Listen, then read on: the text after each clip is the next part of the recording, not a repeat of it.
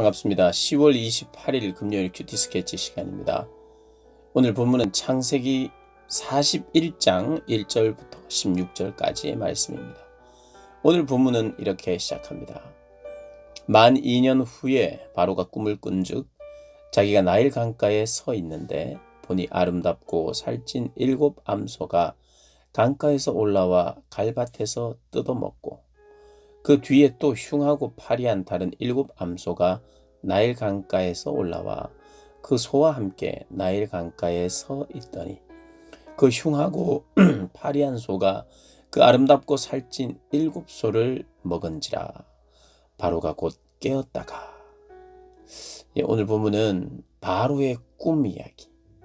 바로가 꿈을 꾸었는데 그 꿈이 하도 이상해서 그 정확한 해석이 되지 않아서 애굽의 모든 박사들, 꿈을 해석할 만한 사람들 다 불러도 해결하지 못합니다.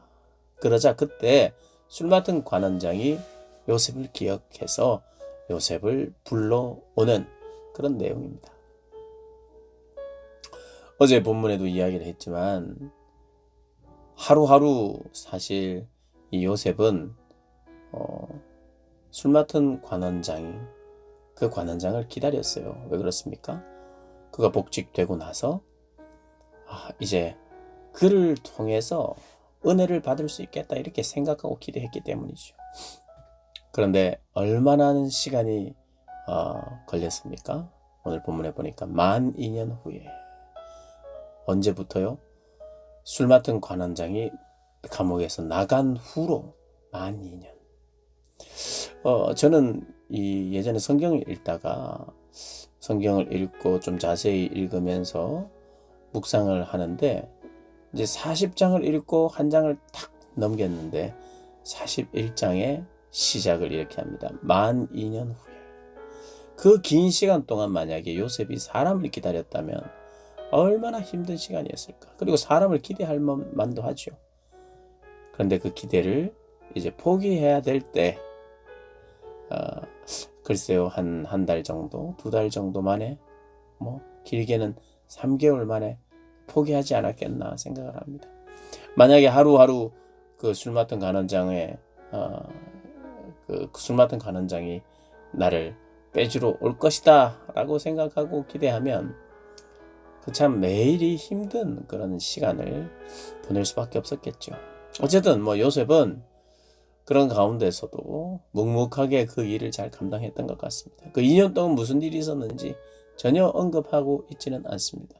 그러나 우리가 추측하기로는 요셉은 그런 상황 속에서도 하나님과 깊이 교제했어요. 왜냐하면 또 바로의 꿈을 바로 이렇게 해석하는 걸 보면요. 미래를 알 수 없다.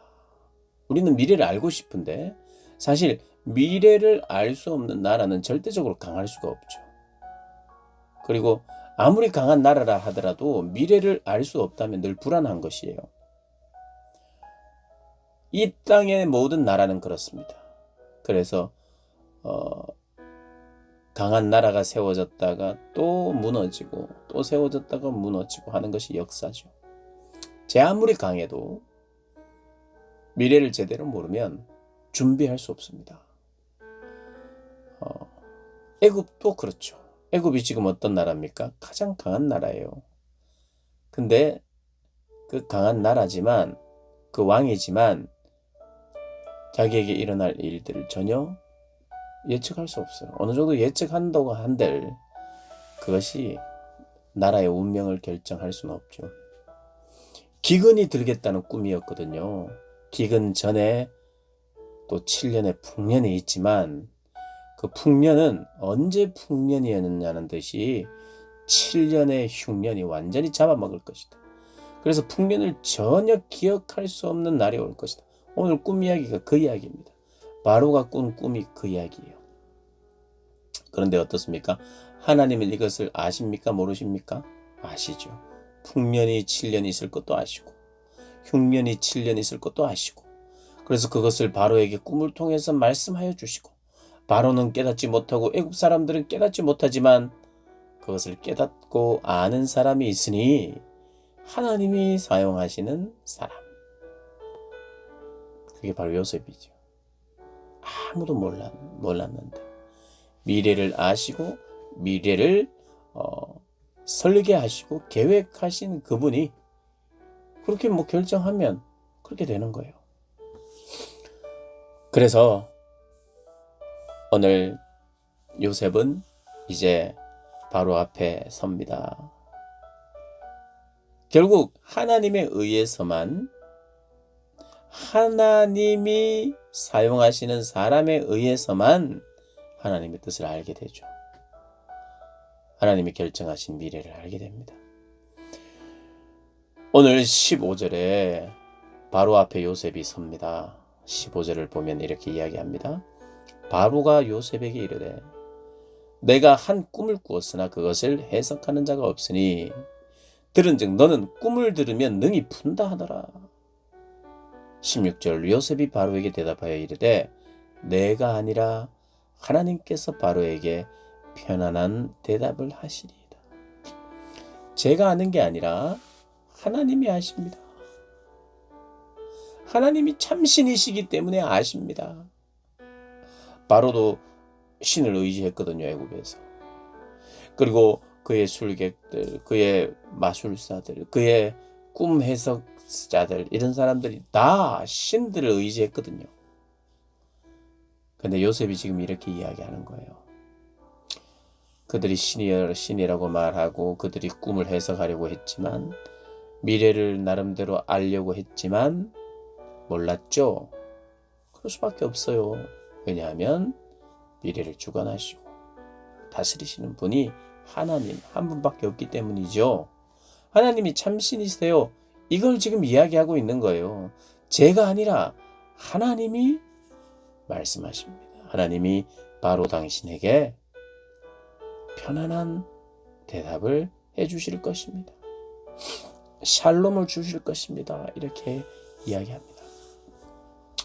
사랑하는 여러분, 우리가 잊어서는 안 돼요. 요셉의 삶이든 다니엘의 삶이든 하나님의 사람들이 다른 사람을 상대할 때 그에게 양보를 하기도 하는, 그것도 하나님 기뻐하십니다.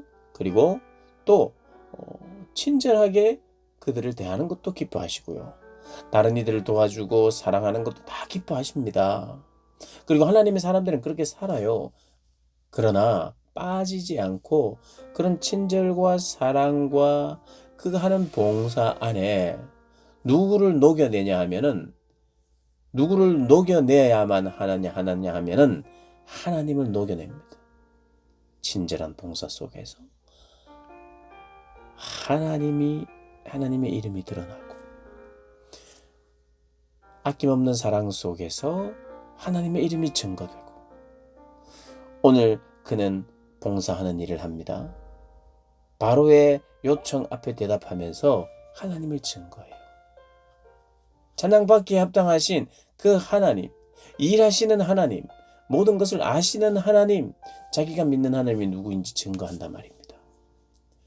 우리의 해야 될 일, 중요한 일이 요셉처럼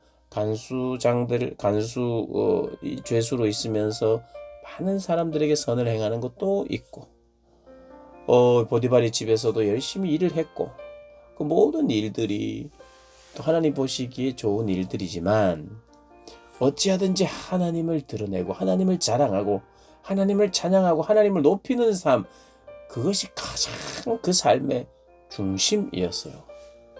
그러니까 지금 바로 왕이 가장 높은 자에게 정말 높은 분이 있습니다. 그분은 우리 모두를 다스리는 분이시죠. 그분은 우리의 창조주이십니다. 알파와 오메가가 되시는 분이십니다. 여러분, 이 진리를 좀 말하면서 살고 싶지 않으십니까? 모르고 있는 사람에게 말하고 싶고, 또 모르는 그 사람이 모른 채 살아가면 안 되거든요. 그게 안타깝고 답답해야 하잖아요. 그래서 말하고, 말만 하는 것이 아니라 기도하고, 또 말만 하고 기도만 하는 것이 아니라 사랑의 어떠한 것을 표현하고, 여러 가지로 함께 노력하는 거죠. 기도만 하는 것도 아니고 뭔가 베푸는 것만도 아닌 우리가 할 수 있는 모든 모습을 통하여 하나님을 증거하는 삶, 그게 우리가 이 땅에서 살아야 될 유일한 이유입니다.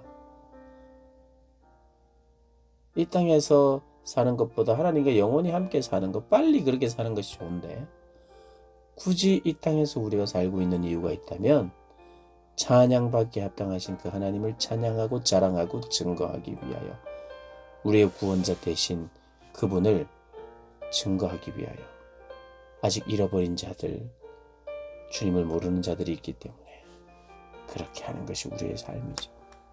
그런 삶을 더 잘 살게 하기 위해서 하나님이 복을 주시고, 그런 삶을 더 잘 살게 하기 위하여 리더십도 주시고, 그런 삶을 잘 살게 하시기 위하여 하나님 은사들을 주시는 것, 사람들을 붙여주시는 것 잊지 않고 그 삶을 향하여 준비하고 또 그 일을 행하고 또 때로는 담대하게 하나님을 자랑하고 그러한 삶을 살아가는 여러분들 되시기를 주님의 이름으로 축복합니다.